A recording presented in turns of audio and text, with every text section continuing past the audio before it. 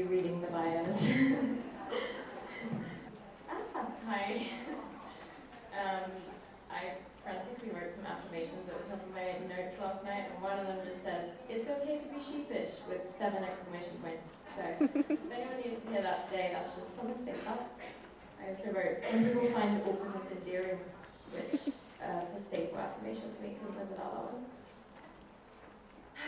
It's a really big honor to be asked to speak here today. I love Thrive. I think that they do such important work. I've had to battle all my imposter syndrome to feel able to speak here today. I normally avoid public speaking at all costs, but the fact that this is an event specifically for women who are rebuilding after a faith crisis, it felt aligned with the things I am most passionate about. So I have mentally prepped myself to be able to give this keynote in just a fully blacked out state. We'll see what happens.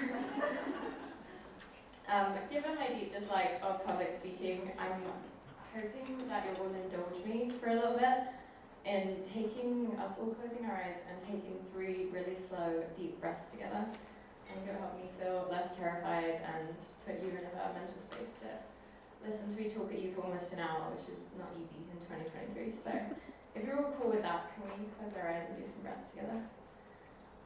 Cool.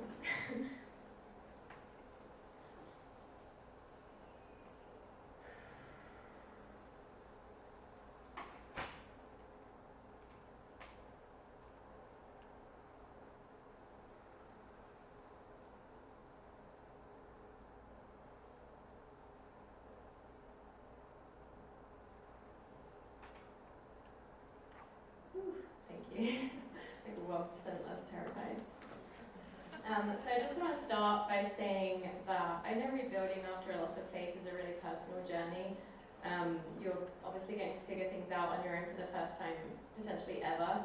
So I just want to make it clear I'm not here today claiming to have like the answers or that anything I'm saying is some universally applicable truth, even though I know my communication style can lend itself to sounding a little bit preachy at times, which is something I'm working on. I don't choose to be like this.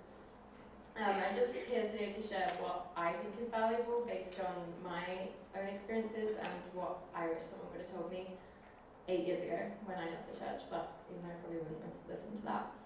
I also feel especially inclined to give this little disclaimer because I'm talking a lot about sort of mental health related stuff and spirituality, or I guess like my perspective on spirituality now, and I'm not a therapist, and obviously spirituality is so personal, so yeah, if something I say doesn't resonate, that's totally fine. It's just what felt true for me while preparing this talk, and I'll probably cringe at this in a year, so it's all good.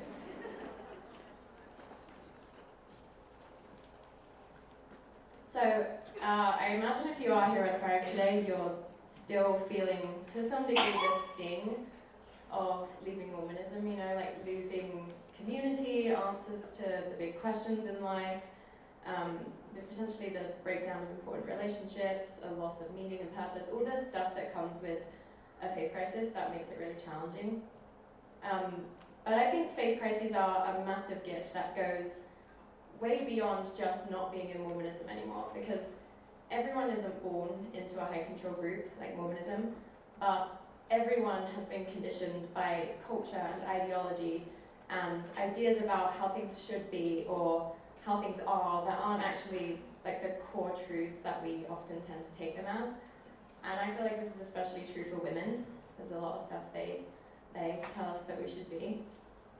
And after a faith crisis, when our whole worldview is pulled out from under us, we're kind of called to deconstruct everything we believe, which I think is somewhat rare in this world, because when our cultural conditioning works well enough to not cause this massive stir, it can sort of be easier to just accept it as the way things are and the way they always have to be, even if we're still negatively impacted by, you know, false or limiting beliefs involved in that.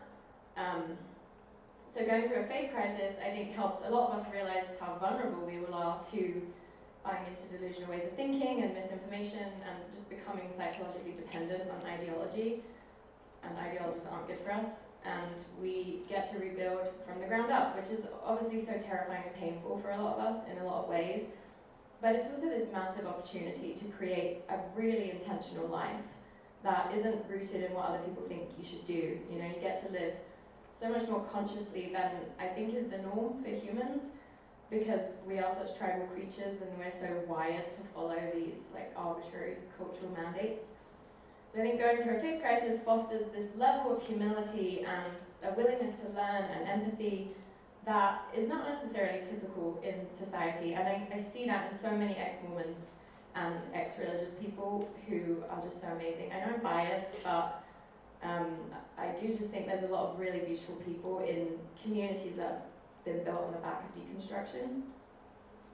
I was a convert, and I'm very glad I became Mormon and lost my faith, as agonizing as it was for a few years, because it gave me a lot more compassion for people who believe things that I think are harmful or untruthful. I think I would be a lot more judgmental of certain groups of people if I hadn't had the experience of fully buying in to just a ridiculous worldview. I hope that wasn't offensive to anyone, sorry. We live in a world that desperately needs people to understand each other better and to not demonize people who subscribe to these ideologies that are different from our own, even if those ideologies are harmful, because none of us truly choose our beliefs, I don't think. We're all the products of our genetics and our experiences and our environments, and we are becoming so polarized in our digital media dominant society that we're losing sight of the fact that we are all connected, and we really pay the price for that as a species and as a planet. This is one of my favorite quotes in the whole world. It's by Ram Dass, who was an American psychologist turned psychedelics guy who went to India and found himself, lost himself. It says, when you go out into the woods and you look at trees, you see all these different trees. And some of them are bent, and some of them are straight, and some of them are evergreens, and some of them are whatever. And you look at the tree and you allow it. You see why it is the way it is. You sort of understand that it didn't get enough light and so it turned that way. And you don't get all emotional about it. You just allow it. You appreciate the tree. The minute you get near humans, you lose all that. And you're constantly saying, you're too this or I'm too that. That judgment mind comes in. And so I practice turning people into trees, which means appreciating them just the way they are. I think sometimes we have this resistance to understanding the enemy. You know, there's people we see as perpetuating harmful beliefs and behaviors because we think that if we have too much empathy, if we try too hard to understand them, then we're somehow justifying harmful ideas or behaviors. But I think it's essential that we love our enemies. Jesus is right about that, because we can't dismantle what we don't understand. And I do think love and understanding are so linked. So many people are victims of harmful ideologies. You know, they're not cognizant of the psychological mechanisms that are used to manipulate them, just like most of us in this room have experienced at some point probably. So, I mean, genuinely, who are we to judge them, right? It's a privilege to wake up, I think, and I do think awakening happens through grace, as a lot of spiritual teachers I like have said in various ways. I would never have chosen to have a Mormon faith crisis. That was my absolute worst thing that could have possibly happened to me while Mormon. It was just kind of thrust on me by circumstances and things I just happened to be exposed to. And I really try and remind myself of that when I want to gouge my eyeballs out reading LDS opinions online sometimes.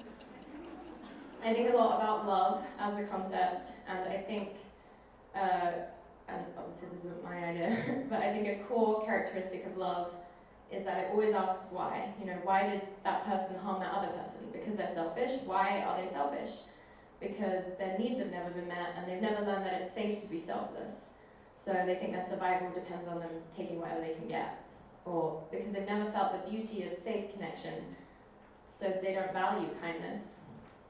Love and truth, inseparably connected, I think. And as we know, the truth can make us really uncomfortable, it can be so painful, but love says it's still worth asking about, even if it's painful. This is another one of my favorite quotes. This whole thing isn't quotes, but the beginning is. This seems to be extremely true to me in my life. It says, the deeper that sorrow comes into your being, the more joy you can contain. Is not the cup that holds your wine the very cup that was burned in the potter's oven? I really like this because I think it can seem counterintuitive that embracing negative emotions and suffering and even our own shame can lead to greater happiness. But this is a concept that has kind of just been etched into my heart more and more over the years, because I was so wired before to suppress certain emotions and even entire parts of myself, that this kind of concept has been pretty revolutionary for me. I've come to believe that grief and love are flip sides of the same coin, and because our society doesn't have good outlets for grief, we really don't honour grief properly at all. We also limit the love that we're able to invite in our lives. When we run from our pain or anything we'd rather not feel or see in ourselves, we're also running from joy, I think. And when we narrow what we're willing to feel on one side of the spectrum, we narrow our experience of life on both sides of the spectrum. So I think all emotions are sacred and valuable in their context and can teach us something about ourselves and about life if we're willing to accept all of them and not judge them. And I'm not talking about fueling certain emotions more than is necessary, just realizing that when we have a growth mindset, so to speak, there's no hierarchy of emotions. You know, the goal isn't to transcend the human experience and only experience some of the emotions, as a lot of religions do seem to think it is. It's to be more embodied in our humanness, to stop running from ourselves so much. For me to be able to heal, and healing is obviously an ongoing journey for all of us, I had to be willing to face the wounded parts of myself, which meant turning with love towards the parts of myself I felt ashamed of, whether or not I realized it. I had to honestly ask myself, what parts of myself do I find unacceptable, or what feelings or stories do I struggle to accept are running in the background for me sometimes, or maybe even all the time. What about me do I feel would make me unlovable if I fully accepted it? Because the truth is, we all have parts of ourselves we would prefer not to have, but if we try and pretend they're not there, we just relegate them to the realm of the unconscious and they come out in more dysfunctional ways. And we often don't like admitting that we don't necessarily have control over what we contain, you know, what life has made us up to this point. But I think it is useful to acknowledge, and it better equips us to become what we want to be moving forward. You know, that paradox of change, that when we accept ourselves fully, we're more capable of change, because change is easier when it's not coming from a place of shame. In my experience, it becomes a lot easier to love ourselves and others when we're able to accept all our humanness, with the understanding that every human is messy and self-contradictory, and we can't be contained in these neat little boxes, and that doesn't make us bad, that's just reality. I think shame destroys what's good far more than shaming what we deem bad about ourselves produces good. That was a bit of a riddle. I'll say it again. Shame destroys what's good far more than shaming what we deem bad about ourselves produces good. What we refuse to face is what limits us. What we're afraid to feel is what unconsciously runs our life. The Stoic philosopher Seneca taught that it is better to conquer our grief than to deceive it, for if it has withdrawn, being merely beguiled by pleasures and preoccupations, it starts up again, and from its very respite gains force to savage us. For me, life has got better and better the more I'm willing to open and soften my heart, even and especially when my default response is to close it and to resist what is. I think we can choose a more beautiful, joyful, peaceful life, but not by only embracing that which is joyful and peaceful and beautiful, by embracing everything that life is about, even when it's uncomfortable, because somehow this seems to make a wider range of things beautiful. We can choose to skim the surface, or we can choose to dive deep. And I don't think either's right or wrong, but I think diving deeper is richer, and also requires us to be deeply in touch with our feelings. So with that in mind, here is what I've learned about how to feel my feelings, which obviously not a therapist, it's not a topic I have any kind of formal qualifications in, it's just something I've spent a lot of time thinking and learning about as a person with a lot of feelings. I think a true sense of freedom depends on our ability to trust ourselves, to be able to sit with whatever feelings come up in life. And high control groups benefit from us being disconnected from our feelings and from our bodies. That's part of how they maintain their power. And even society generally, I think, has trained a lot of us to run from our feelings. We have a lot of resistance to feeling them. We're quite wired to distract ourselves from certain feelings, and like we only deem some feelings acceptable in some situations. But I think it's worth pushing through all that and figuring out sort of how we can embrace it all. Looking at point one, I think in the ex-normal community, we're pretty good at finding at least virtual community and allowing ourselves to vent and share the normal healthy emotions that come up in a faith crisis, like anger was a big one for me. And that can be amazing for helping us process what we're going through. That's why I've been making YouTube videos about Mormonism for 8 years, because I see how valuable community venting is for people. But I have had to kind of learn the hard way that that alone is not enough to fully process our emotions. I had to learn how to go internal without distractions and do the boring and honestly excruciating a lot of the time work of learning to sit with my feelings.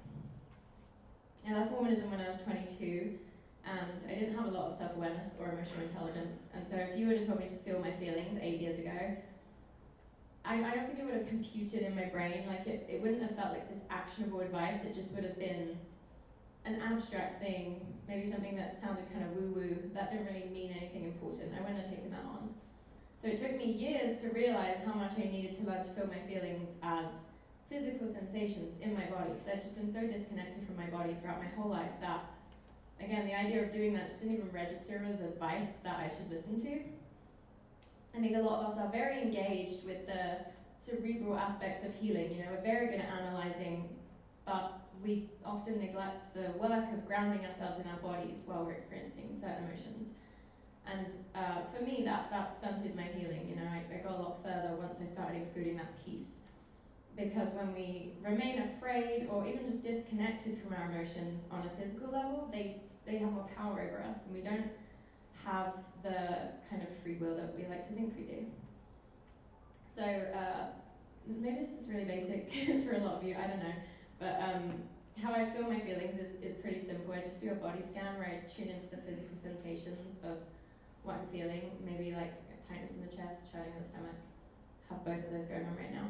Because we're so used to experiencing emotions purely through the lens of the narratives our brain creates around them. Like that was all I knew how to do when emotions came up. But those narratives are not the feelings themselves, and they're not necessarily the core truth of what's going on in any moment, because they're subject to a lot of like judgment and stories and conditioning and just all the stuff that's been put in our brains throughout our lives.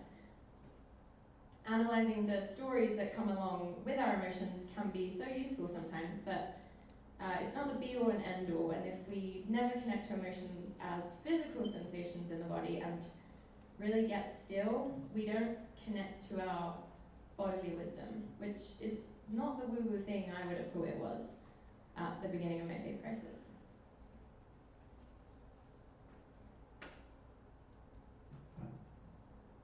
So another quote I like, Jack Cornfield is a sort of Buddhist teacher who teaches for a Western audience. The way I treat my body is not disconnected from the way I treat my family or the commitment I have to peace on our earth. I really resisted the reality for years that I can't do all my healing in my head, because emotional wellness isn't just about what's going on in my head, it's a whole body thing, and the nervous system is unfortunately at the core of everything, and I can't logic my way out of my trauma, which is so convenient. In the same way that the whole body has knowledge that the liver alone doesn't have, the body as a whole has knowledge that the brain doesn't necessarily have, I think. When we tap into how our feelings feel physically, we are able to sort of access that knowledge and process things more effectively, and we kind of gain access to like a still small voice experience, I think a lot of you have probably heard this, but neurologists have found that the physiological lifespan of an emotion in the body and brain is around 90 seconds, which blew my mind. Physiological meaning the sensations like heat in the face, tightness in the throat, rapid heartbeat. These things arise, peak, and then dissipate on their own in around 90 seconds when we let them do their thing. But we stop them from doing their thing by adding mental fuel to the fire. And this is kind of an aside, but I think the word should is one of the biggest culprits when it comes to us extending the lifespan of our emotions, or it is for me personally. Like we should have done something differently, we should feel differently, someone else should be different. Those lines of thinking that kind of move us away from accepting what is. I found that when I say yes to whatever I'm feeling and remind myself that I don't need to go into problem-solving mode all the time, or figure out how to get away from what I'm feeling, or cut off the part of me that feels it, as I certainly would have done in the past, there's usually this softening that happens and things don't feel as strong.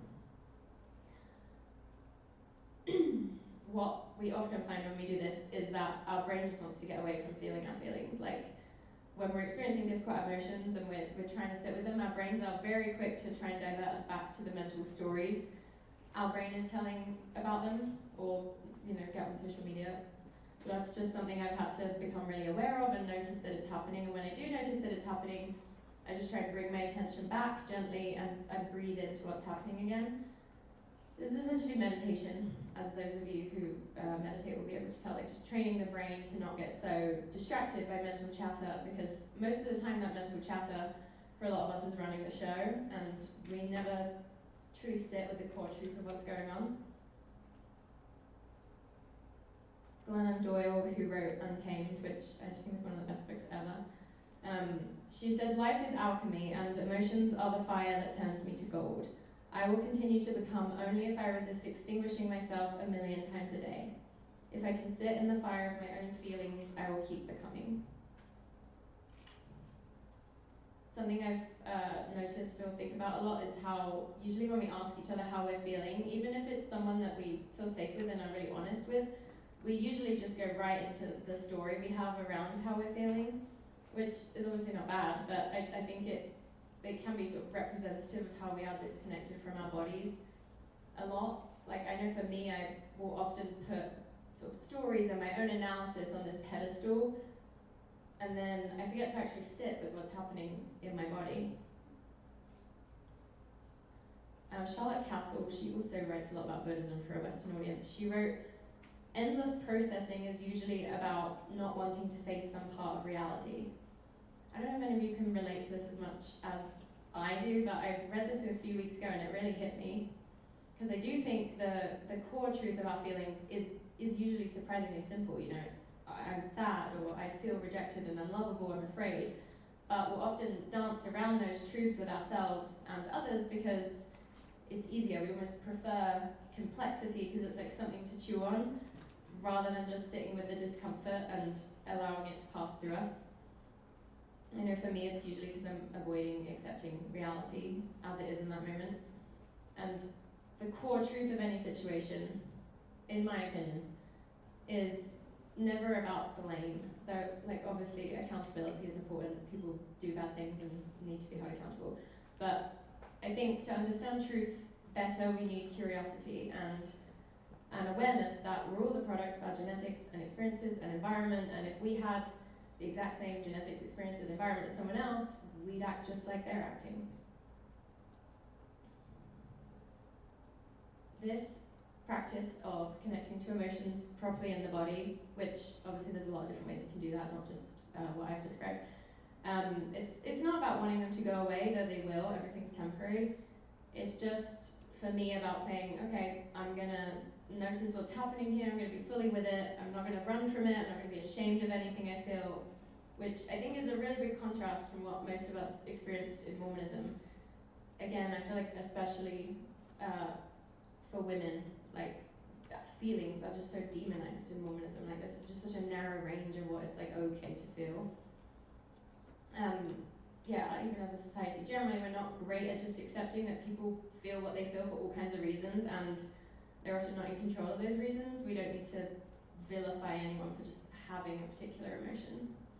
So I think it's helpful to notice the ways we run from our feelings.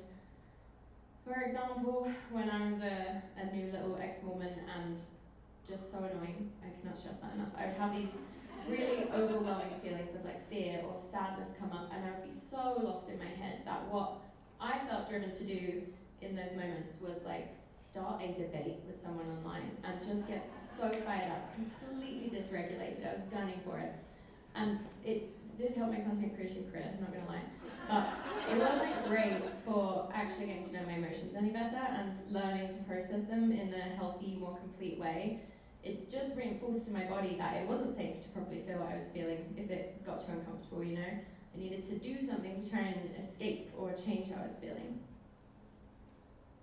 looking at point 5, I wanted to briefly bring up anger while we're talking about feeling our feelings, because it's an interesting thing to talk about in the context of ex-Mormonism, because obviously Mormonism has vilified anger a lot, again, especially in women who are supposed to be very passive and non-murmuring and polite.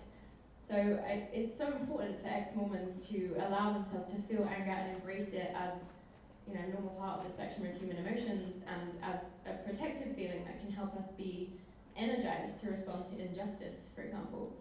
But for me, it's been important to realize that anger is usually not the core emotion I'm feeling in a given situation. Like, there is usually sadness or fear underneath it, and often anger can feel like the safer emotion to feel than sadness, for example, because it does kind of that quality of inspiring action, or just some kind of energy or movement, which can feel almost more empowering or less scary than acknowledging, like, I'm sad.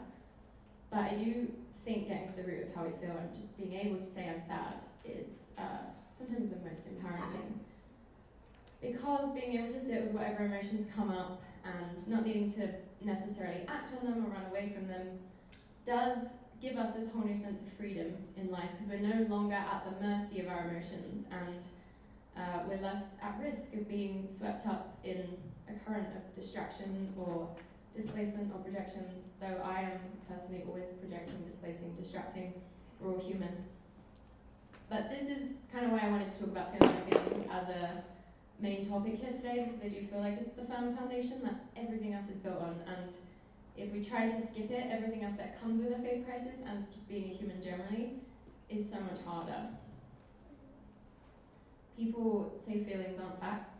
I used to say that a lot. But I think a truer statement would be the stories my brain writes about my feelings aren't facts, because feelings are just always what they are. You know, there's nothing really untrue about feelings. They're just a temporary experience that is happening in our bodies, regardless of how much sense they seem to make. Let's talk about boundaries. This is something I think every human has to reckon with throughout their lives, but I think especially people coming out of high control groups. And there's not really a way to be a happy, healthy individual if we don't understand boundaries. So these are just the things I think about most when it comes to the topic. So boundaries are how we tell others what we will and won't accept, though not always literally. We don't have to state every boundary. And we do this not because we're trying to control others, but because we're trying to protect our own inner space, to protect that border between self and other, so that we don't hurt ourselves or even others by letting things in that shouldn't come in. Boundaries are an emotional immune system, and for them to be effective, we need to be deeply in touch with ourselves. Now, obviously people can choose to do whatever they want. Our boundaries can't make people do things, but they can limit people's access to us. And it's important that we do this because we're all so much better equipped to love and serve others when we have nurtured ourselves first. And I think there's so much wisdom in learning how to appropriately respond to security threats and to things that just cause a nuisance in our lives and take us away from what really matters to us. Without boundaries, we just get endlessly embroiled in other people's emotional schemes, and most of us don't have time for that. There's always gonna be people wanting to pull us into their ego's drama or take more from us than we can healthily give, and until we get good at learning to say no with love but without guilt, we're just going to be tossed around by everyone else's storms. I think it's good to have flexibility with boundaries sometimes, but it should come from a place of us being able to honestly analyze what we can be accepting of, rather than being, you know, like bullied or guilt tripped into ignoring our own boundaries even when it's harming us. I think a lot of us can probably relate to the phenomenon of people pleasing to some degree, and I think we can all relate to sort of like the internal tension that happens when we operate that way. As Instagram memes have really unpacked for us lately, people pleasing is seen as a virtue in our society, especially in women. But I think for me it's been important to acknowledge that people pleasing at its heart is about self-preservation. There's no judgment in that. But so many of us have had life experiences that have led us to feel, whether unconsciously or consciously, that in order to be lovable or valuable or worthy, we need to overextend or pretend to be someone we're not, or play a role that isn't natural for us, or self-betray to meet others' needs, to give and give and give, even when it hurts us or it takes away from what really matters to us.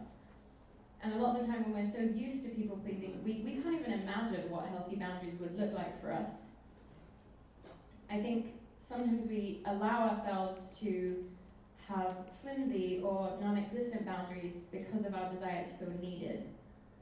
When we lack the kinds of deep, soulful connections we crave, we will often settle for feeling needed, even when what another person is asking from us isn't necessarily a need, it's more of an outsourcing of self-care that we're enabling in ways that aren't helpful.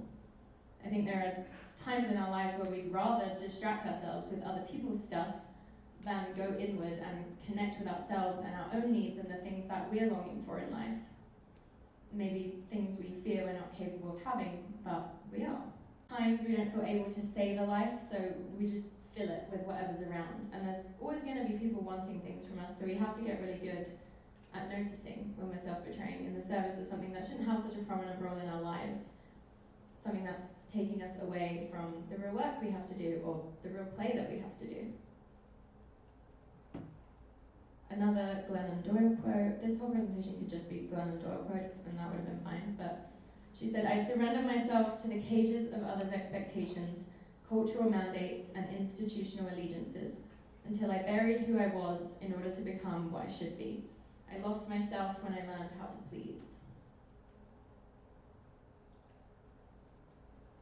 The thing about it is we can people please till the cows come home, and there will still be people who don't like us or respect us.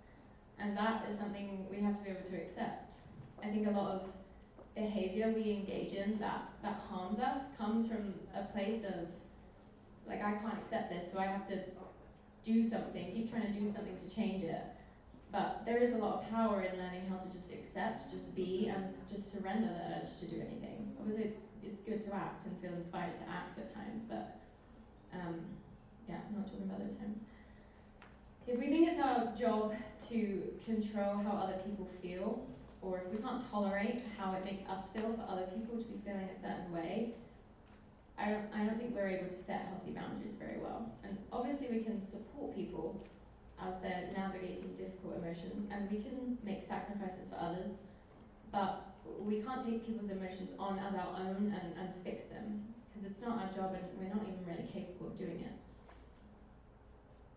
As a lot of us have experienced, people who don't value boundaries can often have quite extreme reactions to someone trying to set a healthy boundary. It feels like this really personal attack to them. So I do think it's essential that we armor ourselves with enough self-love that we don't fall into guilt traps or compromise our boundaries.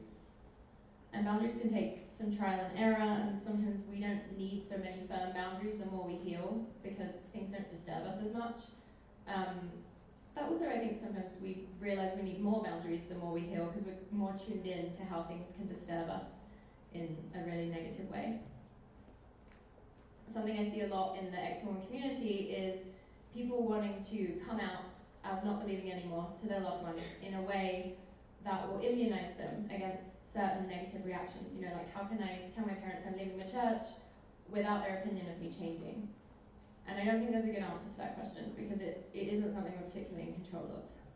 There's obviously better and worse ways to communicate things, like the fact that you're leaving the church, but we're dealing with something that is so deeply emotional for people and so tied up in their perceived sense of self that we have to be able to accept that people's reactions to us leaving the church are just going to be what they are. We can't take that on as so much of a burden.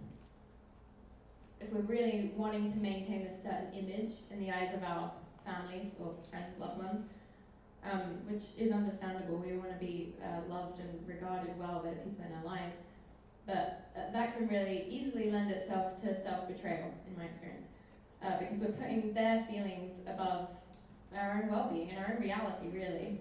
So I think it's valuable and powerful and freeing to become comfortable with being misunderstood, being mischaracterized, because it's probably always going to be a part of life, and it's not our job to control people's perceptions of us. That is a subtweet at myself. Final thought I have about boundaries is the reality that we can't force people to be accountable, and that's why we have to set boundaries. I think a lot of ex-Mormons will continue engaging with believing loved ones in ways that are really hurting them because they so desperately want to get them to admit certain things or realize certain things or take accountability for ways that they've hurt them. Again, super understandable. And I feel like this can be especially true with parents, wanting to get them to take accountability for the ways that they've hurt you. But at the end of the day, if we communicate our feelings and people refuse to recognize them as valid or acknowledge their role in them, then all we can do is move into a space of how can I come to a place of acceptance about this so that I'm not continually hoping for and hurting myself pursuing an outcome that could never happen and that I don't have control over. In my experience, we also change hearts and minds more when we're able to accept people just as they are. And our boundaries should support this, help us create psychological safety for ourselves so that when we are around believers, if that's a triggering thing for us, we're able to show up with love and acceptance and self-confidence even if we disagree with their beliefs. Or maybe we're not able to show up and be around them for a while, I don't know. I feel like I've said this a million times on the internet and I annoy myself now from saying it, but when we treat people like they are their beliefs, they will likely cling to their beliefs as if that is who they are. When the truth is we're all more than our beliefs, and I think we have an opportunity to show people that by not allowing beliefs to be at the center of everything, by finding common ground and finding shared bridges to meet them on. The key to setting good boundaries is knowing what you want. One of the ideas Mormonism peddles is that people who leave just want to go off, do whatever, with no thought for others or their own well-being or whatever else. But what I found is that it's actually really difficult for a lot of people to even let themselves genuinely ask themselves what they want without shame after leaving Mormonism. Our brains don't suddenly just open up and become able to honestly confront all of our desires without judgment stepping in and shutting them down. That's kind of a process we have to engage in. In groups like Mormonism, what you want always has to fit within certain prescriptive boxes, and you're routinely taught that a lot of things you might want are from Satan, which is just a really cool foundation on which to build a life. So honestly, confronting your true desires can be extremely difficult and uncomfortable for ex-Mormons because there's a lot of mechanisms set up in our brains to step in and tell us that we're selfish or wrong for wanting something that is not in alignment with what we've been taught we should want, or maybe in alignment with the way our lives are currently set up. Again, I feel like this is especially true if you're a woman, because women are second-class citizens in Mormonism, and it can feel extremely terrifying to reckon with desires that may ask you to reconfigure your life in ways that the culture you're leaving says are not acceptable. But the only way you can truly figure out what's best for you, I think, is by taking an honest inventory of all the things you want. And it's hard to take an honest inventory if you're still feeling ashamed of some of your desires, or ashamed for even having desires at all. When we're trying to figure out what we want, shame can create like a kind of dam that limits what choices we feel are available to us, and we often will unconsciously make our decisions through these lenses of arbitrary shoulds, So I think one of the best things you can do after going through a faith crisis is stop buying into shame-based ideas about what you should and shouldn't want, and as I said, start taking an honest inventory of your desires. We obviously don't have to act on every desire we ever have. That's not even really possible because we all have competing desires. But I think the more comfortable we get with asking ourselves what we truly want in big and small moments, and not what other people want for us, the better we get at discerning between desires that are maybe more fleeting and potentially not valuable for us to act on, and desires that really come from a deep need within our souls. I think it's also good to ask ourselves what's behind our desires, like what's the feeling we're wanting to experience? Because a lot of the time we can get that feeling in a variety of ways and maybe even generate it within ourselves. I personally don't think we should feel shame for any of our desires ever, because we didn't choose them. And shame can create a kind of resistance or mental tension that I think might make us more likely to engage in harmful behavior. Like even if we have the most messed up desires ever that would harm others, for example, we didn't decide to want that, and all we can do is try and figure out how to not act on those kinds of desires, maybe get therapy. But pretending they're not there and hating ourselves doesn't get us anywhere. So going back to the idea that love is curious, I think it's really important that we bring that mindset into play when we're exploring what we want. So that way if we come up against desires that we feel shame around, we don't let shame be the stopping point and run from it. We ask, why is that desire there? Because I don't think there's ever anything truly shameful at the roots. Let's take the desire to cheat on your spouse as an example, because I think we can all agree that cheating on your spouse is not something that's good to do. Most people want to avoid doing that and would not want to be with someone who would do that. But it's also extremely common, so I think it's reasonable to assume that it's a common desire that's there for people, whether or not they want to act on it, which I don't think most people do. So if there's a part of you that hypothetically has a desire to have a romantic or a sexual relationship with someone who isn't your spouse, and you're in a monogamous relationship, well, that wouldn't be cool. Let's ask why. What's the need you're hoping to meet by doing that? Maybe it's a desire to feel more sexually liberated because you got married as a teenager in a cult. Or maybe you want to feel emotionally connected to someone in a deeper way than you're currently experiencing with your spouse. I think we can all agree that those aren't shameful desires that make you bad. Those are human desires.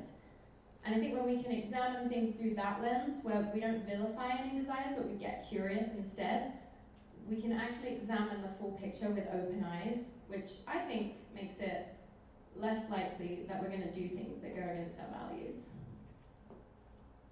I think point 5 is really pertinent for a lot of ex-Mormons, because you're potentially going to have a lot of people in your life have a lot of judgmental opinions about the choices you make, and you can't let those sit in the driver's seat. Ethnobotanist and mystic and psychedelics guy Terence McKenna said, "Even if I'm alone with one other person, culture is the third guest at the table." I do think that culture teaches us to feel ashamed of certain desires rather than bringing them into the light and examining what's behind them. And I think we pay a steep price for that.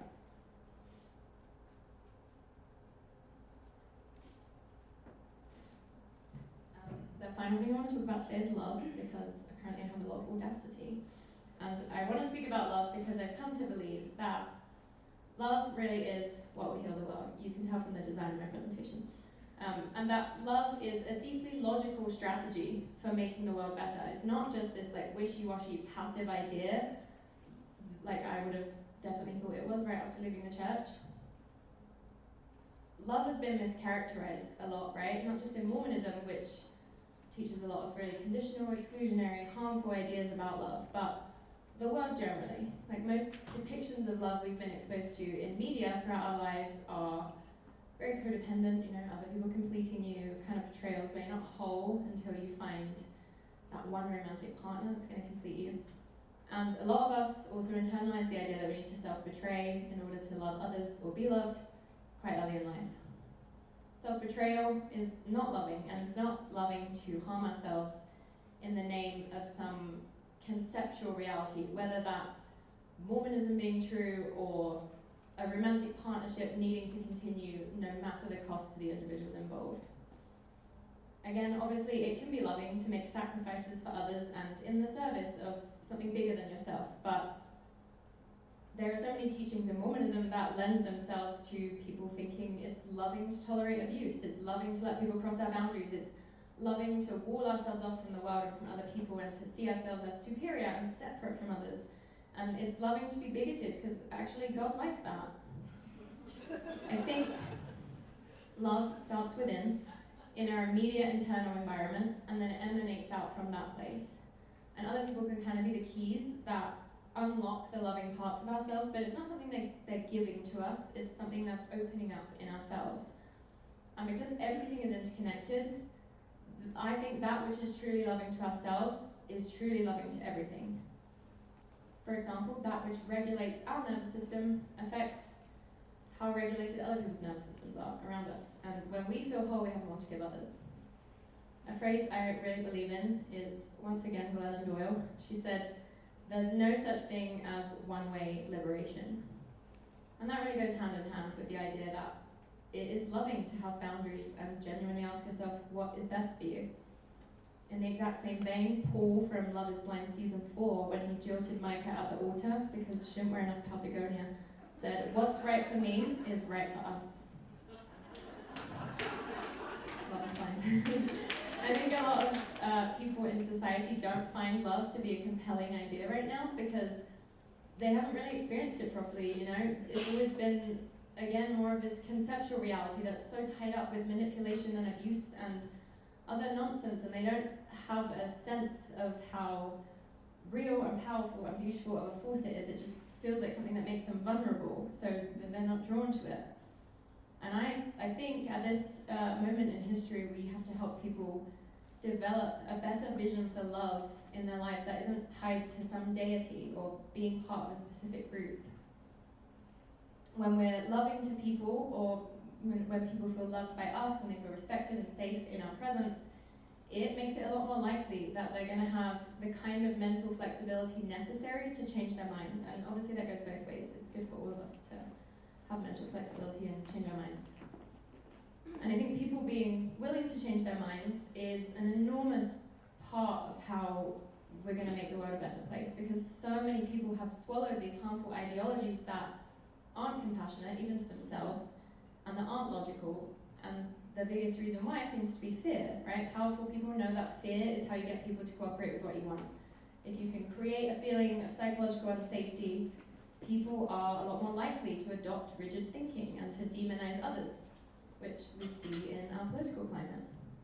It's so natural, I think, to want to fight fear with fear, but I don't think it works.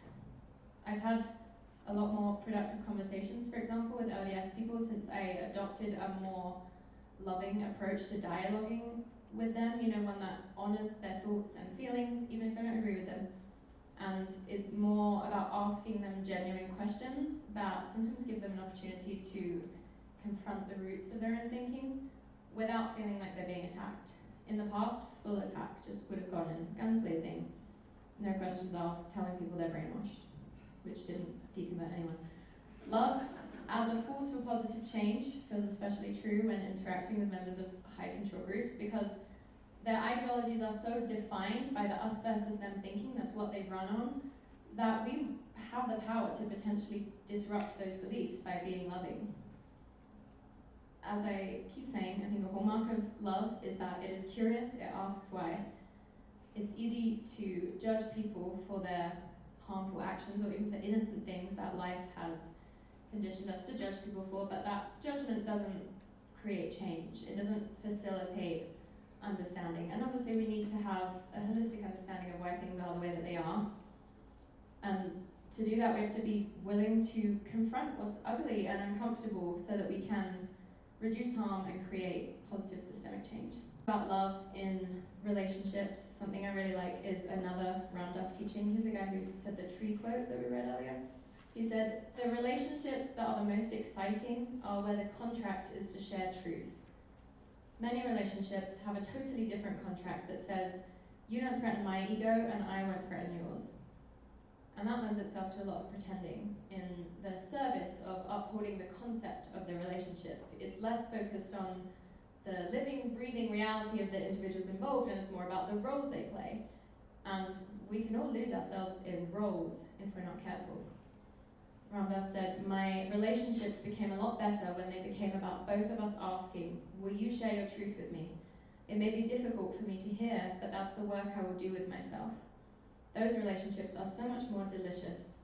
In relationships that are grounded in a shared desire for truth, you notice when you're attempting to manipulate, to control the situation or the other person, and you just kind of acknowledge that in good faith and with compassion.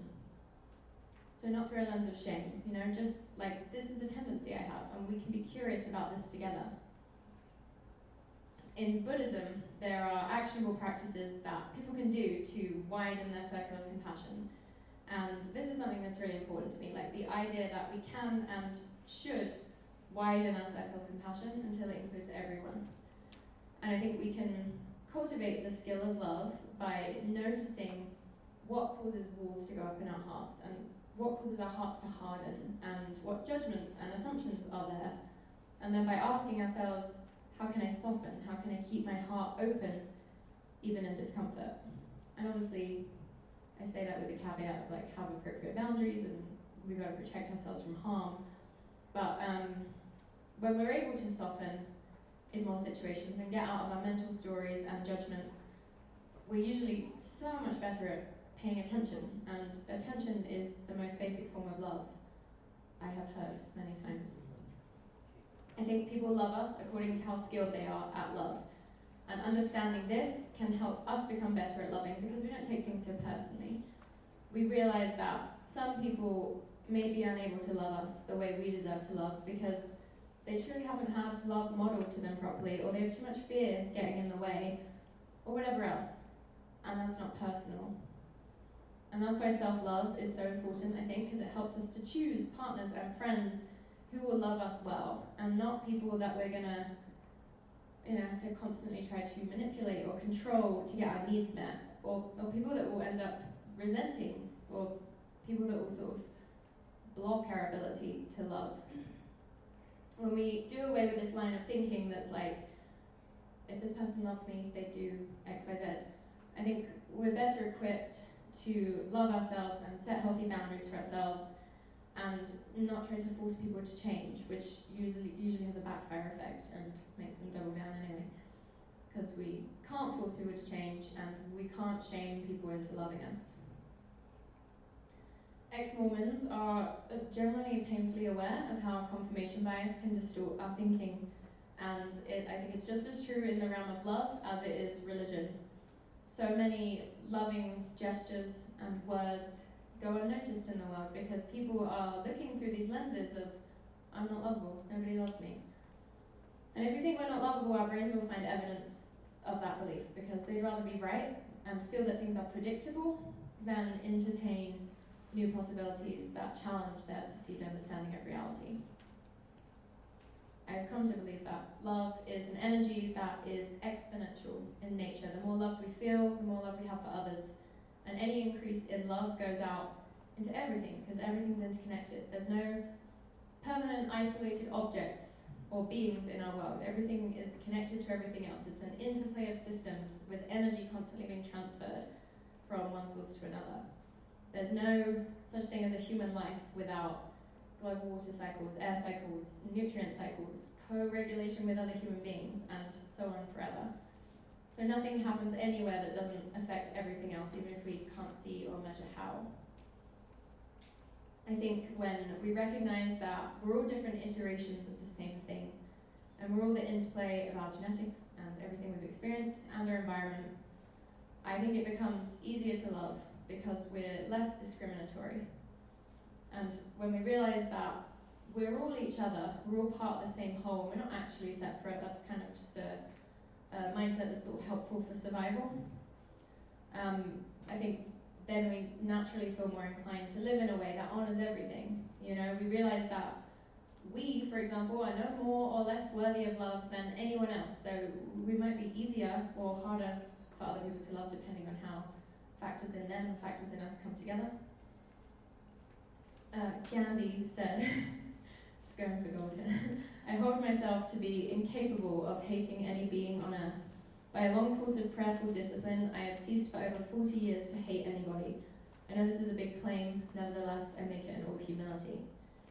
I don't know that guy, so I can't speak to whether that is true, but I think it's a beautiful sentiment.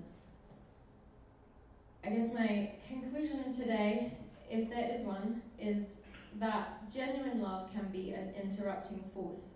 It's not soft and passive, it's soft and it's strong. It has compassionate understanding for why people do harmful things without minimizing harm. And it's grateful, it pays attention, and it doesn't discriminate. And that is just a little bit of me speaking on the transcendent power of love based on my stupid little understanding. Thank you for listening to me today. I don't take it lightly that you gave me an hour of your time, and I hope you found some value in something I said. These are just some of the books that have made a big impact on me since leaving Mormonism, so I thought I'd throw that up there in case anyone is looking for recommendations. And yeah, thank you. I hope you all find as much healing and joy as possible in your post-mortem journey. And this has been so scary. So thanks for listening.